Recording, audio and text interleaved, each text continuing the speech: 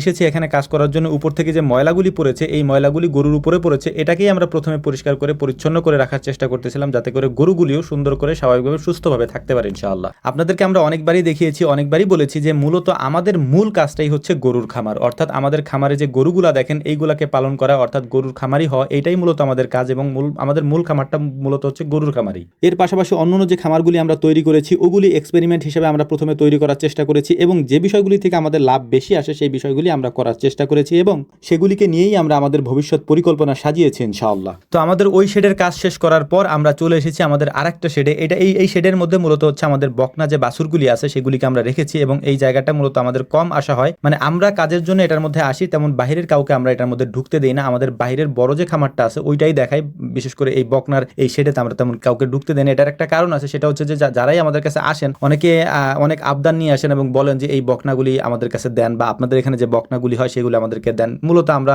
অনলাইনে বা অফলাইনে যাদের সাথেই পরিচয় আছে আমরা এরকম বাইরে কোথাও গরু বিক্রি করি না, এটা আপনারা অনেক আগে থেকেই জানেন, এটা আমরা করি না মূলত। তো যাই হোক, বকনা আমরা যে শেডে রেখেছি এই শেডের পাশেই ছোট্ট একটা ঘর আছে আমাদের, এই ঘরে মূলত হচ্ছে আমরা গরুর খাবারগুলি রাখি। যদিও এই ঘরটা পরিষ্কার করার জন্য খাবারগুলিকে আমরা এখান থেকে বের করে ফেলেছি, এরপরে সুন্দর করে এই ঘরটাকে আমরা পরিষ্কার করে পরিচ্ছন্ন করে এরপরে আমরা এখানে নতুন করে আবার খাবার রাখবো।